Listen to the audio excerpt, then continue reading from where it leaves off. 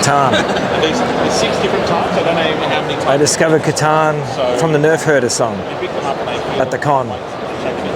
And if you've never heard the song, you should check it out. But he name drops Catan.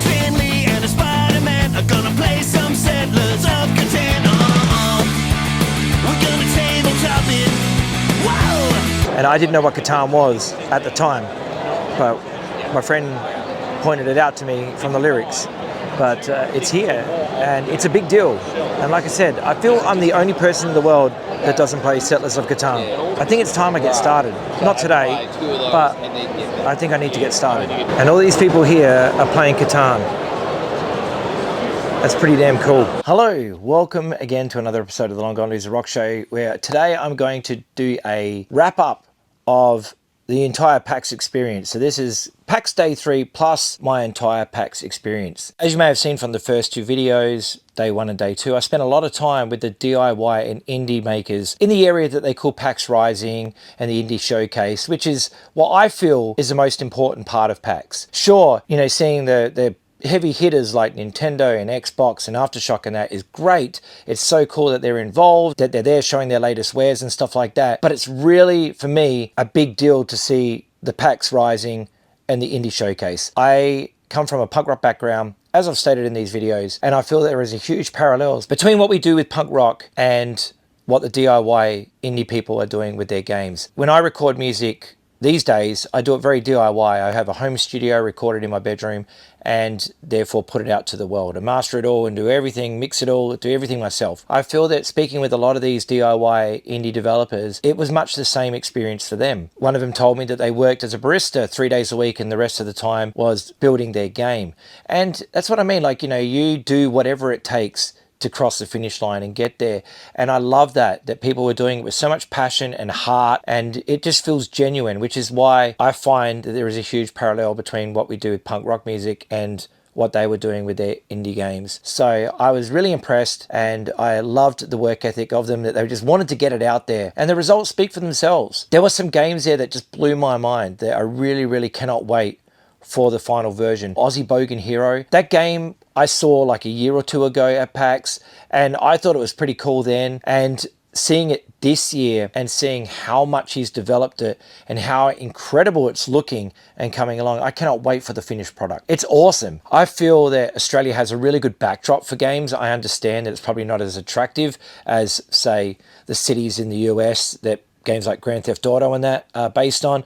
But I mean, like, wouldn't it be cool to have a Tomb Raider that's set in the outback here? You know, we've got caves out there. We've got, you know, all this ancient stuff out there. It'd be amazing to see like a Tomb Raider game there. You know, I'd love to see something like that. Why don't we have anything that's just Australia-centric? You know, why hasn't somebody done that? I feel there is a lot. You know, we've got a really good backdrop here. It's just, I guess, it's not as attractive as people might find. I don't know. What do you think? Do you think we should have more games that are based in Australia? Or do you think that because they're based in Australia, it might not sell as well? Because people like familiarity. So here is my wrap up of the entire 3 days. Friday and Sunday were my favorite days. Saturday, it was super crowded. Like, it was obviously at capacity, but it really made it a little bit unpleasant for just, you couldn't really move easily. You know, it wasn't as easy to move around. You'd walk past something, you'd want to stop and look at it for 2 seconds, and there was immediately someone saying, you need to move closer and whatever, but there's just no room to move. And it kind of felt uncomfortable to a degree. So if massive, overly crowded areas are not something you're into, I would say avoid Saturdays. Go Friday or Sunday. When Sunday came around, I was really more relaxed and just wanted to play a lot of games. And so I played a bunch of stuff like Counter-Strike and all these other games.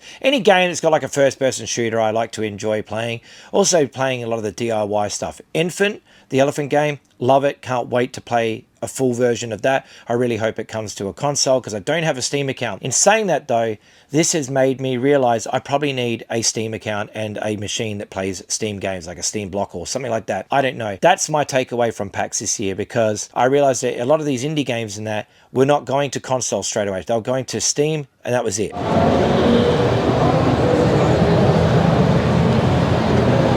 This is Crunchyroll behind me. This is a anime streaming service, and this is where I found out about Chainsaw Man. Chainsaw Man was such a big deal here at PAX one year, and I just saw all these people raving about this Chainsaw Man show, and so I decided to check it out. And if you haven't seen it, it's pretty wild.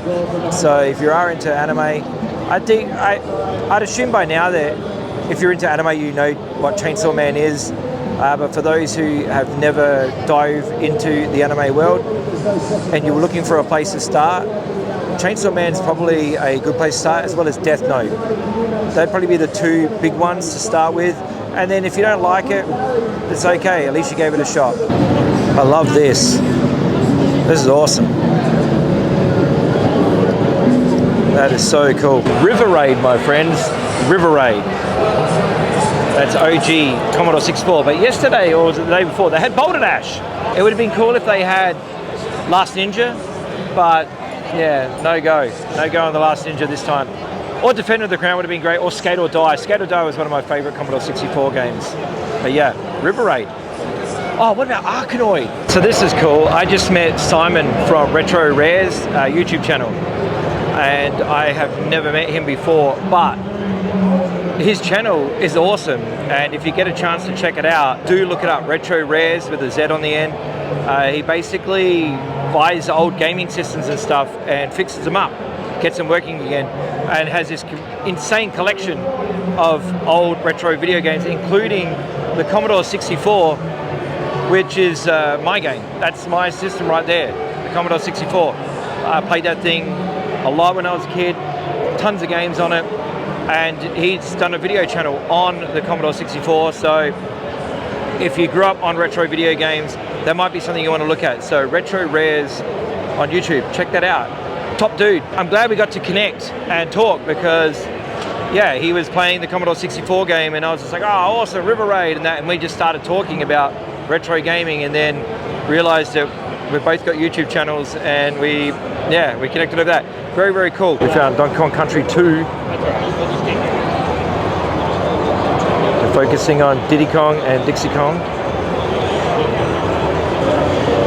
This game rules. I really need to find a ColecoVision, so that might be something I search out for. I need a system to play every single Donkey Kong cartridge game thing that I have across all the Donkey Kong games. So I need to get a Super Famicom and a Game Boy Advanced or whatever it is, and a ColecoVision. Yeah, and then I can play all the Donkey Kong. Oh, and I need a GameCube too. Of course I need a GameCube to be able to play Donkey Konga with the bongo drums.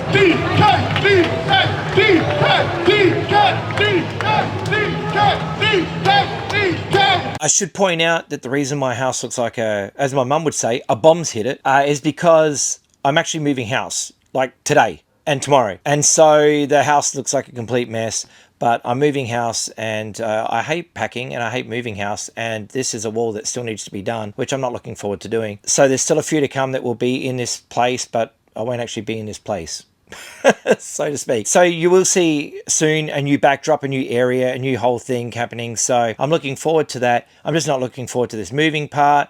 And yeah, I'm looking forward to picking up boxes tomorrow and loading them onto a truck. Not fun. But anyway, another thing that I really love seeing at PAX is all the DIY PCs, the gaming computers. Like the way that people have made these things. Like check out this lot here.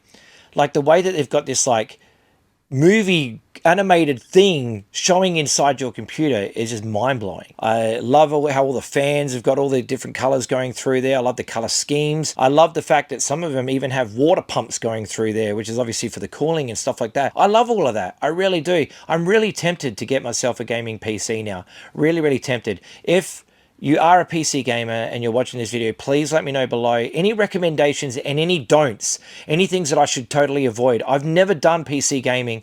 I've never gone out and bought a PC for gaming, but I am very curious about it. So if there's any pros and cons that you could let me know below in the comments about things that I should avoid, because like I said, I'm a novice. Now I understand that everything's different, everybody's different, and you want a machine that's going to be tailored to your needs. Well, my games that I'm into are first-person shooters and adventure type games like your Tomb Raiders, your Far Cries, that kind of stuff. So I love all those sorts of things. I also love Assassin's Creed, that kind of stuff. So I do like driving games too. I'm terrible at them, but I do like them. So if there's any machines that you know that I should possibly check out, or veer towards, please let me know. And also places where I can get them here in Australia. Don't tell me that, Bob's Computers in, Belgium is going to be the place to go, because I do not live in Belgium. I live here in Melbourne, Australia. So if there's anything that you can recommend, please, I welcome it all. I welcome all information, comments about that kind of stuff, because I really need to know, and I just don't. So I'm relying on the YouTube gaming universe to help me out here. So please let me know what is the best way to go about getting into PC gaming, because I feel that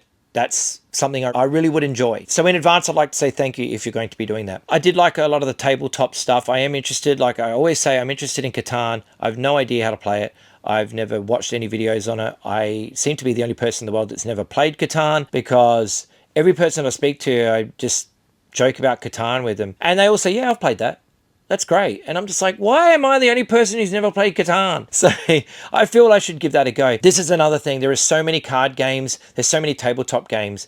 Please give me a list below of what your favorites are and why, if you care to comment on that sort of stuff, because I am curious and checking out a lot of that stuff as well. I've never delved into the tabletop world, so I really do appreciate any recommendations and any games that you've played that you think are just awesome and that I should give a go. Look, I've never even played Dungeons and Dragons. Like, seriously, I've never done any of that tabletop stuff. The only board games I ever played was like Mousetrap, Guess Who, Connect 4, and Game of Life. I played that. And what was the other one? Monopoly. Of course, everyone's played Monopoly. But you know what I mean? Like, they're board games. I've never played tabletop games, so yeah, I'd be interested to hear places where you should start. Maybe Catan is the entry-level game. I don't know. Never played it. Looks cool, but I just don't understand it, and I don't really know anything about it. I only know about it because, as you would have heard before, the Nerf Herder song. So I'd like to say once again that PAX is definitely an amazing experience. If you love gaming, obviously there are people who watch my channel that are into the punk side of things and the record side of things, and that's okay.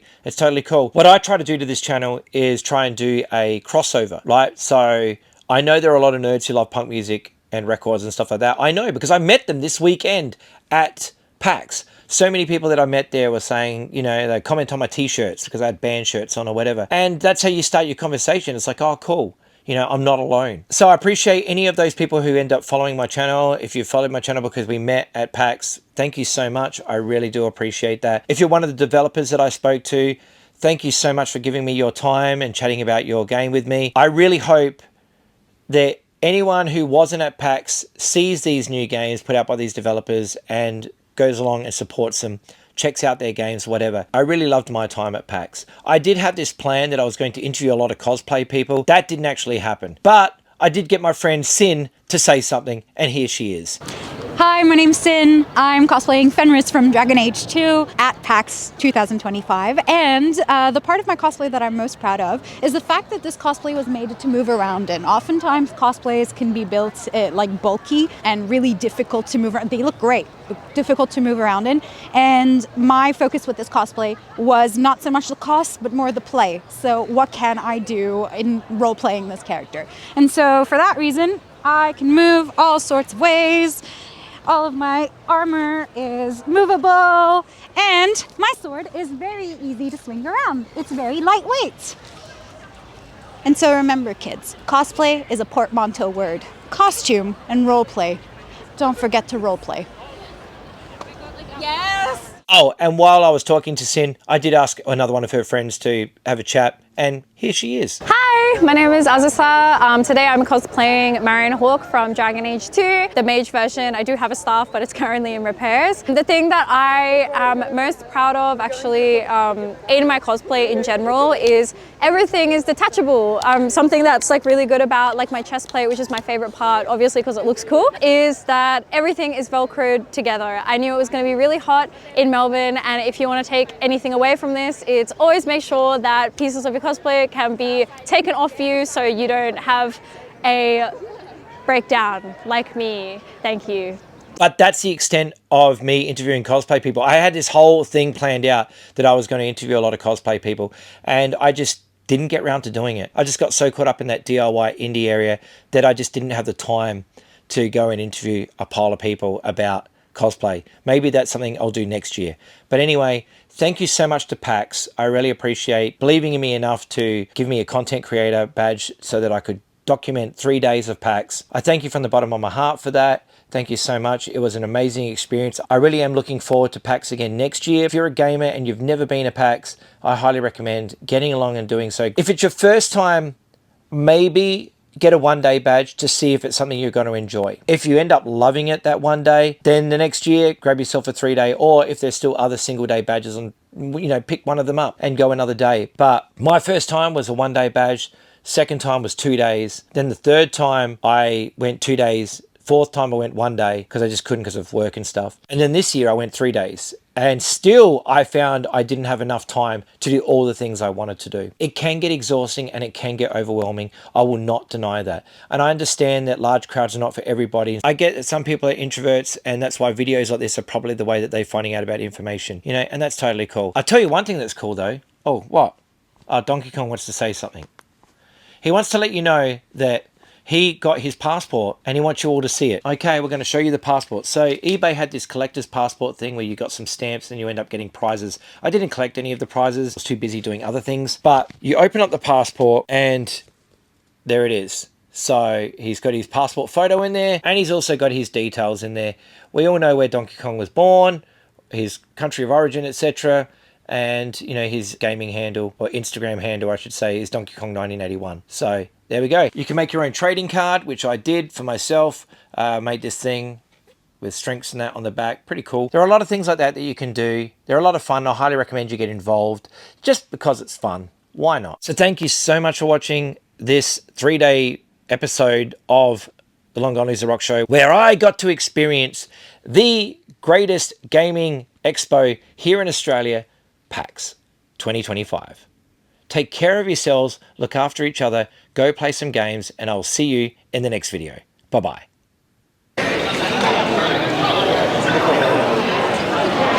It's totally my baguette. Right to the sounding defeat.